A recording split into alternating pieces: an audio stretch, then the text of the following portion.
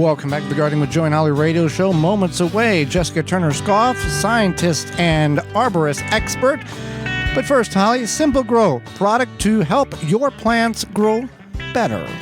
Are you worried about your plant growth? Provide your plants with what they need to grow to their potential. Simple Grow offers 100% organic worm castings at simplegrow.com. Unlike other worm casting products, when you order from Simple Grow, you're getting 100% all natural worm castings. Order free. There's only one ingredient, worm castings. No chemicals or additives will seep into your food, and it doesn't smell like other fertilizers. For indoor and outdoor use, we can order by the bag, bundle, ton, or truckload. Check out Simple Grow 100% worm castings at simplegrow.com. Well, Holly, let's go to the Proclamation Hotline, brought to you by Proclamation Goods, and bring in our guest for this week. Jessica Turner Skoff is a science communication leader at the Morton Arboretum in Lisle, Illinois. Throughout her professional career, she has developed science communication and environmental workshops for all ages, published scientific papers and popular press articles, and presented at national and international conferences. Welcome to the program, Jessica. Thank you so much for having me. I'm so excited to be here. Well, we want to thank you for taking time. And not only you're about to educate Holly and myself, but all of our listeners across the country. And I'll start with this. What do you do at the Arboretum? What is your job, or what is your niche there? Excellent. Well, my usual quip is, what don't I do? But I get to work in a lot of different areas. So as the science communication leader, I'm working with education. I'm working with our science and conservation team. I'm working with our marketing and communications. But my job really boils down to, I would say, there's a couple of niches. One is I get to do a lot of next generation outreach and inspire the next generation of plant enthusiasts. I also do a lot of work with the benefits of trees. So I wrote a literature review on them, and I'm always sharing the good word far and wide about all the incredible benefits that trees provide. And then finally, I would say that, a big part of what I do is just supporting our institution through helping with strategic planning, writing peer-reviewed publications based on what we need. So just taking the great work that we do and translating it for whichever audience we're working with. Well, I want to follow up. You used the word peer review. For people who hear that but don't really know, they just think, oh, that's a science term, that I guess that means what they are writing is legit. What does that really mean? So peer review, that's a great point, and it's just part of the scientific process. So whenever a scientist or somebody like me trained in science creates a publication, they will send it to an academic journal, and then it gets sent to other scientists or experts in the field to review it anonymously. And so since it's anonymous, they are quite comfortable telling their true and full opinion. And it's also people that you don't know or interact with. So it really kind of takes that bias out. So is the work, is it correct? Is it, can it stand alone? And after it's reviewed, and then it gets back to the person, and they can make edits or changes, and then it can either go through that round again or be published. So it's the way that scientists make sure that the work is legitimate and as accurate as possible. Fantastic. So what inspired you to pursue a career in science communication? I know a lot of people are familiar with what scientists do and what communication people do, but where did that niche come in? Yeah, so I like to say that I graduated from the 23rd grade. So I got my doctorate in biology, and during that time, I actually received the competitive FIPS Botany and Action Fellowship. So I know some of your listeners are from the Pittsburgh area, so I had strong ties there. And this fellowship was incredible because it provided hands-on science communication training. So working with people of all different ages, finding ways to make your work as accessible as possible. And it was during this time that I realized, okay, this is what I like to do. I like to work with people, talk to lots of different perspectives. And so it was through this that I was like, okay, research isn't for me, but this, working with the public is. And so from there, I was able to, there is a huge need for translating work, and I found my way at the Morton Arboretum, which is a museum of trees, and I just get to talk trees all day. Well, let's talk trees here. If someone has recreational land forest and it has forest space in it, is it best for them to go in there and strategically move some of the trees under the canopy, or is it best to leave everything alone as if the forest was no humans ever was around and let it naturally do what it's going to do? What is the right answer, or is there one? Well, I would say that with my scientific training, I'd say there's a lot of variables to consider. So it really depends on what you're looking for with the land. What does the land need? Are there lots of invasive species? Because if so, then that should probably go. What type of species are you trying to attract? Because some migratory birds need younger forests, so that's something to consider. What benefits are you looking for with the land? So ultimately, I think at the end of the day, it comes down to knowing your area, talking to people who know your area the best, or also have some understanding about plants and what your goals are, and then going from there. So I always like to recommend we have the plant clinic at the Morton Arboretum, which is a fantastic free service we offer. You can call, you can email any of your plant-related questions, from houseplants to trees, and one of our expert volunteers will help provide the answer that you need. So, that's a service that you could look into for, if you're making plans and goals for what you want to do with your recreation land. That's a great resource. So, and they answer questions from all over the world, so they'll be able to help you. And there are some people that would consider X tree a trash tree, and other people that would consider that tree to be important for their own personal reasons. Yeah. I always, I think David Haskell has a book, The Song of Trees, and he brings up like the calorie pear. And the calorie pear is absolutely a very, very commonly used street tree in cities.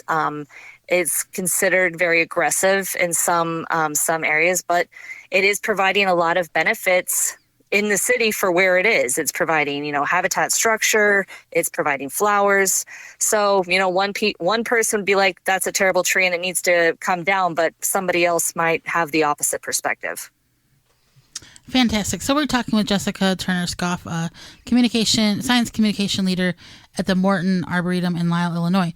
So many people know the Morton Arboretum has a lot of Instagrammable opportunities where you have the large sculptures, etc.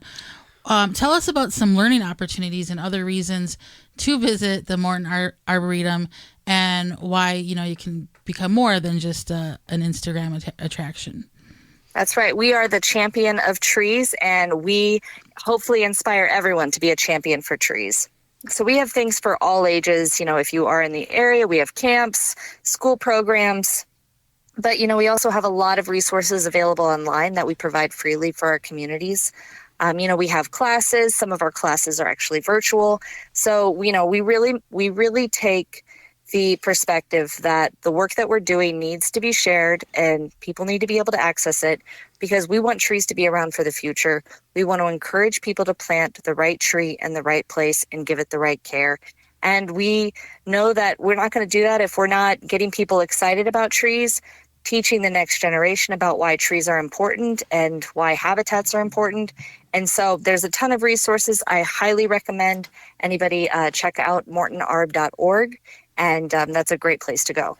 And I would guess that if a person is wanting to do landscape or incorporate trees into their recreational area, based on what diseases are most prevalent, emerald ash borer, for example, you would advise them, hey, you want to steer clear of these varieties because they're most susceptible to XYZ for your particular area. Yeah, okay. Yes, I would say, and the plant clinic is a great resource for that. Again, it's one that I'm always sharing far and wide.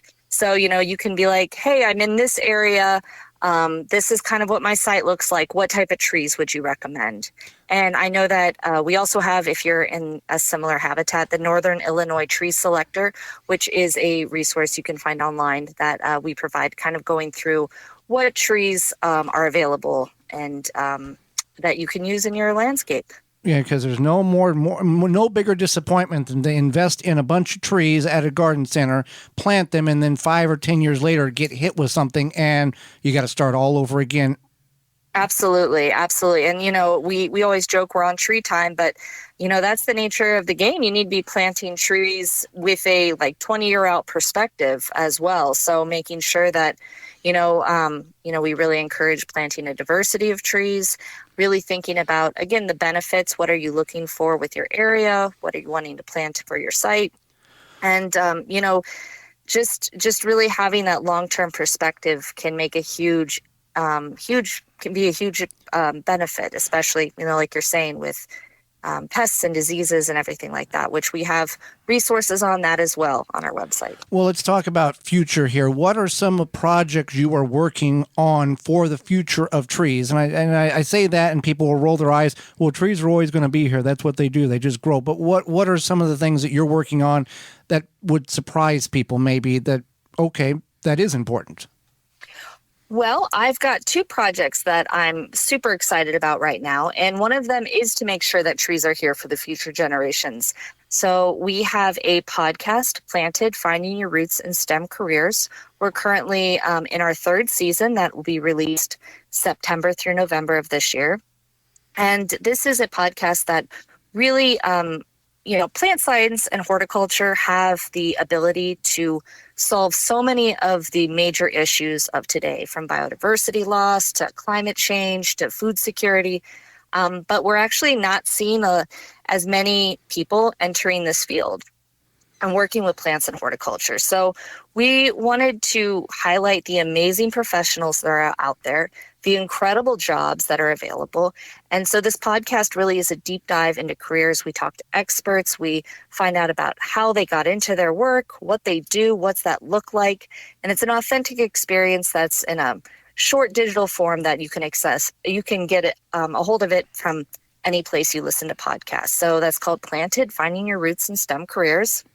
I highly recommend if you've got a budding, young scientist or plant enthusiast, but they're not sure what they want to be with what they want to do with their life. Highly recommend that. And then the other project that I'm really excited about is I actually received a grant through the Institute of Museum and Library Services, which is we're working on looking at communities in the Chicagoland area, Chicago region. And, a lot of the areas that were the most impacted by COVID are also the areas that have the least amount of canopy cover. And, trees can provide incredible benefits like improving mental health. They help remove air pollution, which is important for, of course, respiratory issues. And so, this grant is working on making sure that these areas that don't have the canopy that have been impacted by COVID, we can plant trees in those communities with the people and really help to improve the urban canopy of Chicago.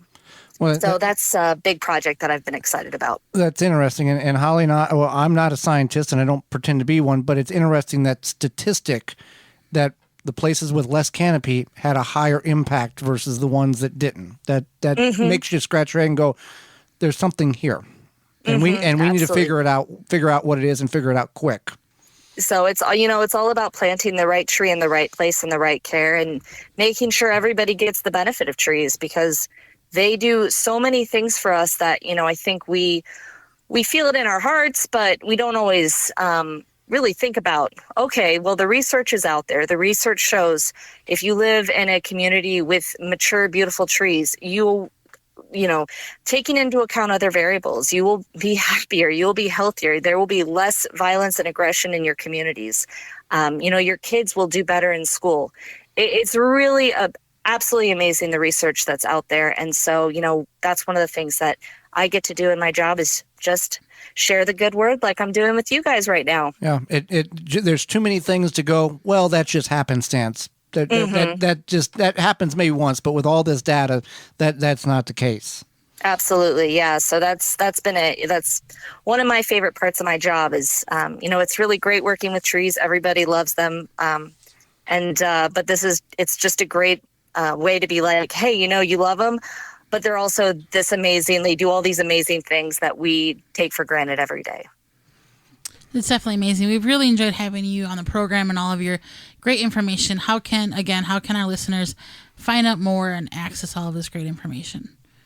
Well, you can visit mortonarb.org, our website. That's a great place to get information. And, I highly recommend you check out Planted, Finding Your Roots in STEM Careers on any podcast. And the Plant Clinic's another great resource, but that's all on mortonarb.org.